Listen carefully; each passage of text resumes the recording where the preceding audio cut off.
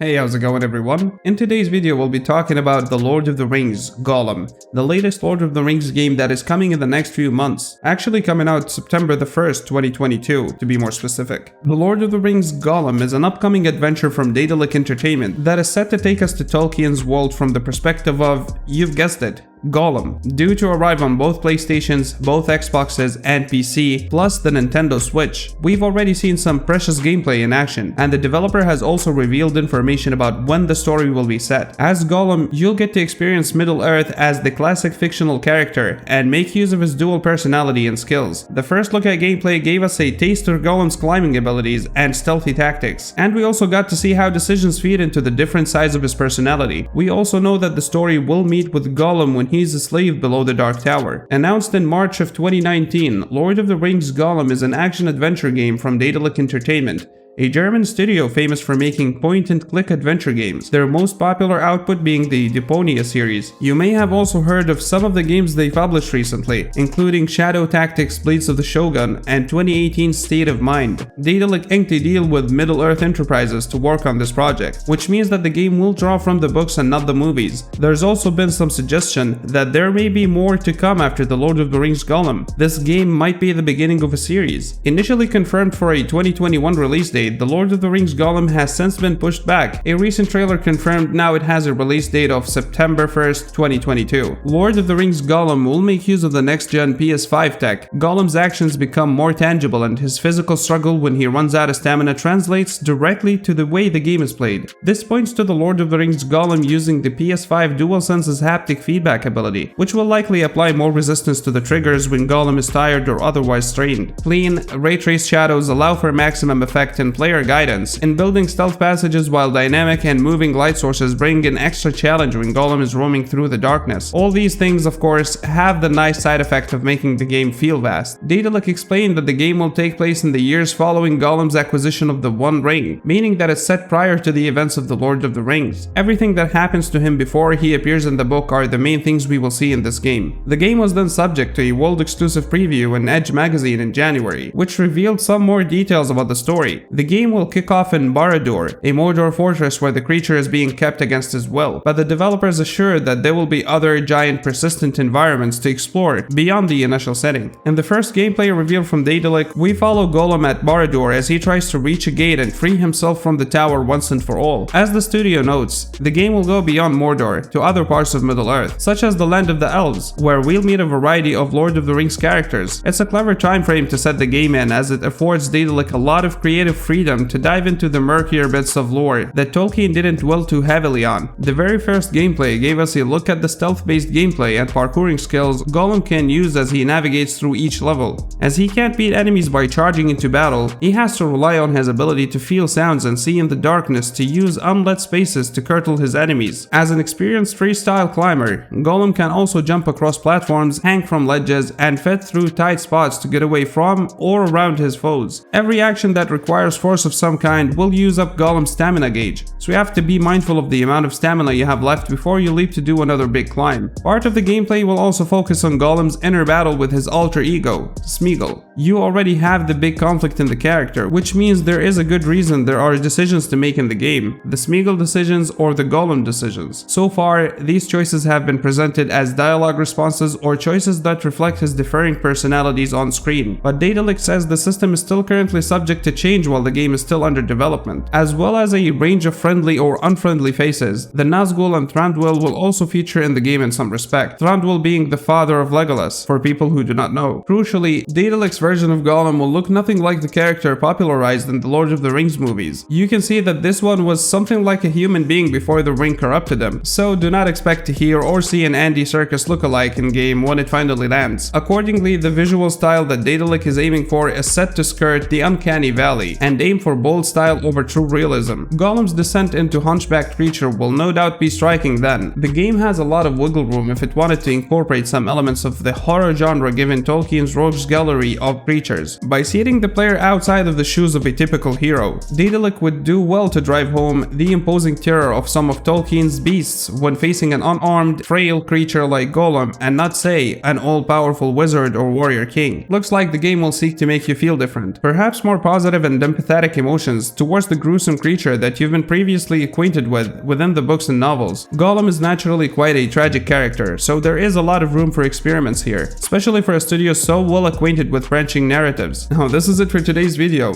Let me know your thoughts about the game down in the comment section below. Hit the like button if you enjoyed the video, get subscribed for more daily content, and I'll see you tomorrow with a new one. Enjoy.